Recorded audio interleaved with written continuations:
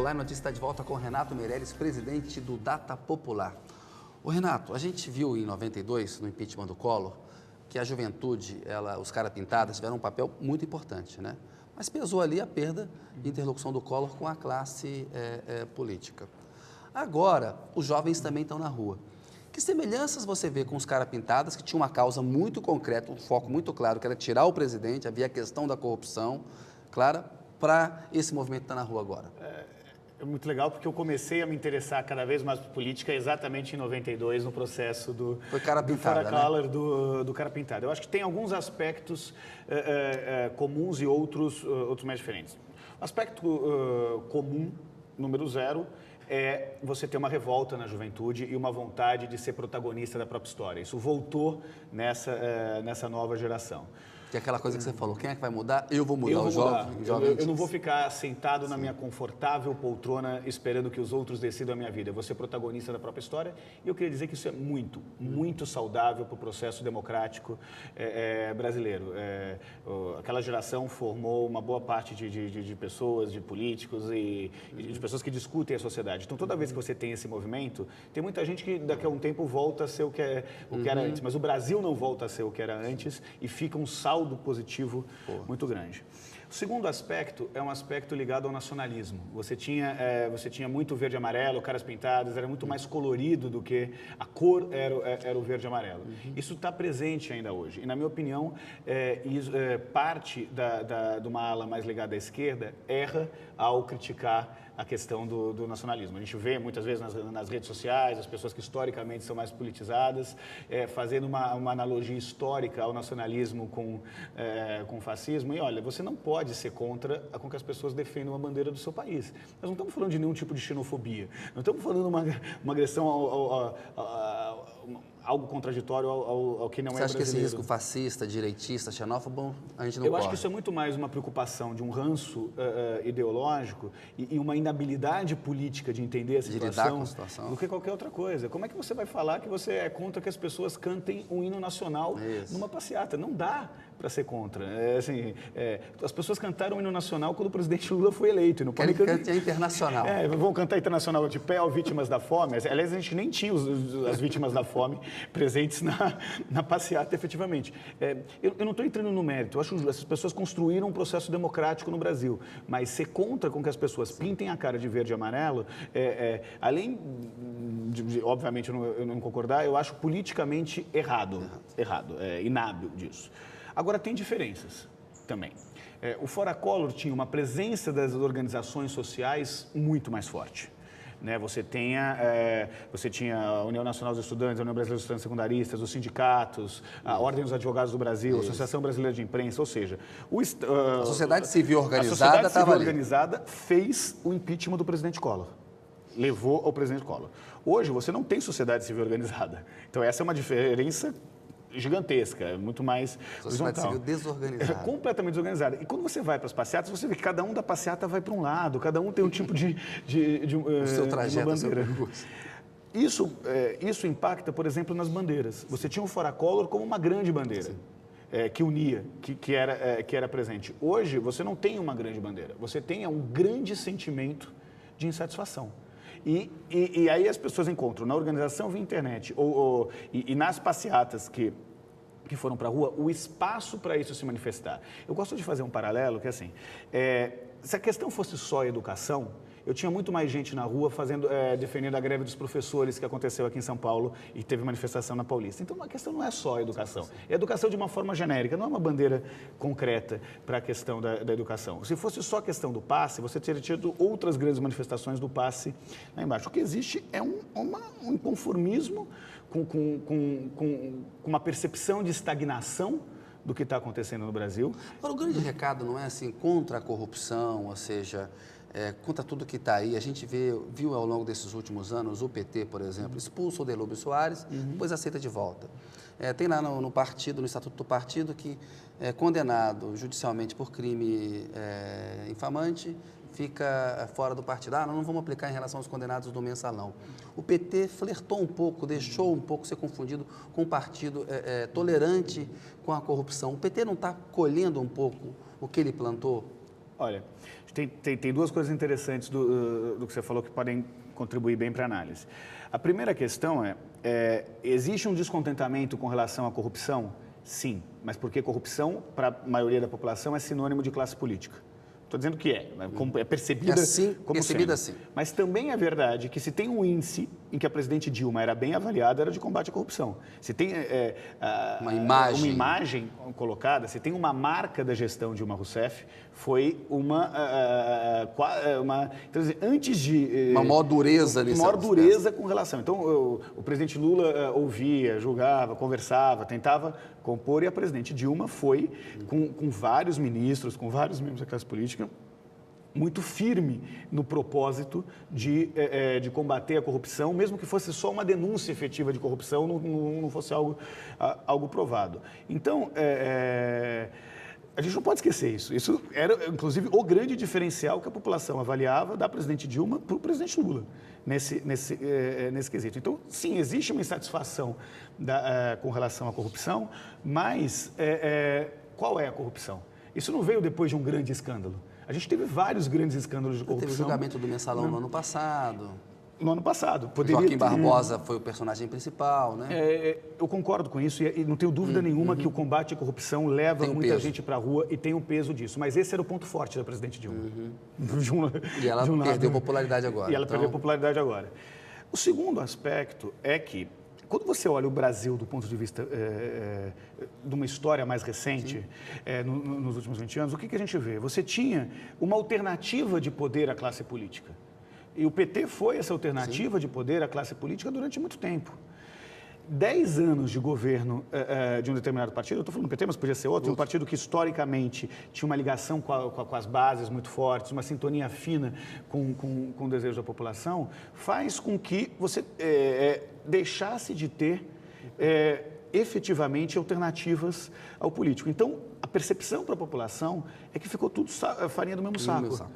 Ô, Renato, em 2006, quando o Lula foi candidato à reeleição, tinha um plano B chamado de venezuelização, que seria dividir, rachar a sociedade brasileira. Eu vejo agora, vejo isso muito nas redes sociais, no Twitter, muitos simpatizantes do PT dizem, olha, não tem povo de verdade nessa onda de protesto. A maioria desse pessoal aí é daquela antiga classe média tradicional, que é A mais B. Povão mesmo não está nisso aí. Tem um pouquinho aí de classe C, mas povão mesmo não está aí. Se a coisa pegar, nós temos instrumentos aí para poder dividir a sociedade, o PT tem essa marca de ter governado para os mais pobres. A Dilma, na abertura do discurso dela para os prefeitos e para os governadores, falou, o PT, o Brasil passou a ser governado para todos, antes era governado apenas para um terço da população. Mais ou menos esse recado, assim, eu estou do lado dos pobres. Eu pergunto para você, tem sentido esse argumento de que o grosso da passeata não é povão, é mais a tradicional classe AB e um pouquinho da C? Olha, isso é uma meia-verdade. Quando nós vamos olhar o perfil de quem está participando da passeata, você vê que 50%, 55% pertencem aos 20% mais ricos do Brasil. Então, assim, se você tem um peso grande. Você tem um peso... De maior renda e de maior escolaridade. Você tem, a maioria absoluta são pessoas da classe B, que são mais jovens e são mais escolarizadas, por um lado. Então, essa é a meia-verdade. Isso acontece por quê? Porque o Brasil cresceu para um processo de distribuição de renda, ou seja, a renda dos mais pobres cresceu 3 vezes mais do que a renda dos mais ricos. E esses mais ricos, além da sua renda não crescer tanto, eles passaram, com a democratização do consumo, a ter um conjunto de espaços que incomodavam. Então, você passou a ter mais gente no shopping center, mais gente nos aeroportos, aumentou com a PEC das domésticas, passou a ter mais custos na questão de serviços. Essa classe média, esses filhos da classe A e B ou da classe média tradicional, passou a ter pela inflação de serviços, os seus custos impactados. Agora, por que essa é só a metade da moeda? Porque ainda tem muita gente da classe C nas passeatas. O recorte que a gente encontra nas passeatas tem muito mais a ver com o recorte de jovens, e aí, quanto mais jovem, menor a diferença entre as classes econômicas do nosso país, do que com um recorte de classe. Puramente social, ali. Um recorte puramente social. Então, o que a gente tem? A gente tem, de um lado, as pessoas que não viram o Brasil crescer economicamente como gostariam, e, do outro lado, jovens que não passaram as dificuldades que os pais deles passaram e chamam... acham que o futuro do Brasil está melhor para eles. Eu verdadeiramente não acho que o caminho seja você radicalizar. E falar que tem um corte ali de classe social, para ser mais preciso. Não um corte social, de classe social, né? De classe social, não dá. Se fosse isso, você não ia ter, por exemplo, no Grande Rio e Grande São Paulo, tendo manifestações. Você não ia ter manifestação no Boimirim, você não ia ter manifestação na Zona Norte, você não ia ter manifestação em Nova Iguaçu. Na Rocinha. Então, assim, é rasa a análise de achar que só existe classe A e B na E uma venezuelização daria certo? Eu vou dizer o porquê que não. Por quê? Porque o Brasil está indo para um caminho de construções de consensos e não de construções de dissensos. Né? Essa radicalização, efetivamente, ninguém ganha. O que pode acontecer efetivamente? Se a classe A e B, ou essa classe média tradicional, vamos dizer assim, não a nova classe média, a classe média tradicional, ela critica a presidente Dilma, você tem pouca gente das classes C e D apoiando a presidente Dilma. Se essa classe média tradicional, a classe A e B, critica o presidente Lula, você vai ter muita gente da classe C e D defendendo o presidente Lula. Então, por quê? Porque a presidente Dilma, ela é a continuidade de um legado, que é o legado do lulismo. A gratidão é o mentor. É o Lula. É o Lula. O Lula, então, ou seja, o Datafolha mostrou que ele foi atingido também. Claro. Né? Ele também perdeu intenção de voto na simulação que faz para a eleição. A gente tem que separar um pouco. A eleição ainda é daqui a 1 ano e 4 meses, tudo pode mudar. Mas, assim, o dado da popularidade, a presidente perdeu e o Lula foi quem indicou a presidente, a apoiou e elegeu. Pergunto para você, mesmo assim, o Lula, então, ele é uma grande força política que meio que sobra um pouco aí, mais preservada nisso ou não? Olha, ninguém que é político profissional sai preservado nessa situação. Todo mundo tomou seu arranhão. Em algum momento vai tomar uma decisão. Pode até subir 1 ou 2 pontos percentuais numa pesquisa, cair 3, 4 pontos outro, mas a classe política como um todo está arranhada. Mas o fato é que o Lula está fora dessa discussão até agora. Está fora também porque está tentando entender o que é isso, como todos os políticos de todos os... No dia 19 teve uma manifestação em São Bernardo, perto do apartamento dele lá, que o assustou um pouco, porque as pessoas os manifestantes foram muito agressivos com ele. Era um grupo ali de umas 600 pessoas, claro, mas acabou assustando. As pessoas vão protestar contra qualquer um que represente classe política, nas 3 esferas de poder, poder legislativo, judiciário e no poder executivo. A quem já foi também presidente da República, isso pode ser o Lula, pode ser o ex-presidente Fernando Henrique, mas ele tem um colchão e ele tem um capital que, quando ele entrar no jogo, algo diferente. Tem um peso importante. Tem um peso importante. Eu não subestimaria o peso que o presidente Lula tem, em especial nas camadas mais pobres e mais velhas da população brasileira. Porque aí a gratidão é diretamente identificada com ele, não com a Dilma, é isso? Com a pessoa do presidente Lula. Então vamos falar de eleição agora. O impacto na popularidade da presidente no Datafolha, a gente conhece os números, claro, caiu ali quase 30 pontos, né? Ela perdeu mais de 20 pontos em todos os segmentos ali, todos os cortes que você fez na pesquisa, está na casa do mais ou menos mais de 20. Que efeito que isso vai ter para 2014? Ela ainda, na simulação eleitoral, ainda aparece à frente. Mas a Marina vem ali em segundo, o Aécio também em terceiro, Aécio e Marina cresceram. Que análise que você faz do impacto na eleição? Olha, a primeira coisa é que se é verdade que eu tenho mais gente da classe A e B nas passeatas, é verdade que a aceitação da passeata é transversal em todas as classes sociais e o Datafolha deixou isso claro. Então, assim, o protesto é justo, deu 80% de aceitação e quando você vai olhar o recorte por classe e por renda, ele é transversal em todas as classes. Então, você tem, por mais que quem esteja indo para a rua efetivamente ainda seja mais AB, você tem uma aceitação, geral. Se a gente lembrar, um pouco antes das grandes manifestações, você teve a presidente Dilma caindo quase 10 pontos. Então, só para dizer assim, então isso estava... já havia um problema. Já estava latente. A pesquisa nossa com jovens, que acabou em maio, mostrava um descontentamento com a classe política como um todo. Então, você tinha um movimento latente. Se ninguém podia prever o que aconteceu, hoje, mostrar os motivos que levaram isso a acontecer é relativamente fácil. O que acontece? É natural que a Marina cresça. É natural que a Marina cresça porque ela já representava a terceira via na última eleição presidencial. Então, ter segundo turno... Uma terceira via, assim, diante político, aquela imagem de... É uma terceira via mais morna, no sentido do termo. Então, eu defendo o verde, eu tenho uma história de vida bonita, eu sou, por um lado, eu tenho um lado conservador, que a Marina tem, e, por outro lado, um lado mais de esquerda, que a Marina também tem. Então, ela tem, do ponto de vista moral, agradável uma ala mais conservadora, de um ponto de vista mais à esquerda, ela tinha uma história no Partido dos Trabalhadores, uma história de vida que mostrava para essa parcela da população, e ela foi falar das redes sociais, e aí aquele movimento que defende a ecologia, que era contra os movimentos sociais, abarcaram a candidatura da Marina, e isso levou à constituição do segundo turno. Agora, Pois é, com isso que você falou, desculpa te interromper, Renato, não está mostrando que a Marina é que tem o perfil para capitalizar mais fortemente o que está acontecendo aí? olha, o que a gente tem visto é que uma coisa é o imaginário da Marina Silva. Outra coisa, isso vai acontecer num embate mais preciso da campanha eleitoral, o debate político das propostas com relação ao que a Marina defende ou o que a Marina deixa de defender.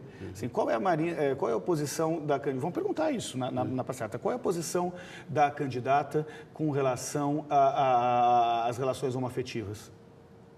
Qual é a posição da candidata com relação à redução da maioridade penal? Qual é a relação da... Eu não estou falando que a posição é A ou B, mas o jogo político vai forçar com que a Marina tome um conjunto de posições que o mito não permite tomar. Então, quando a Marina virar... Haver um choque.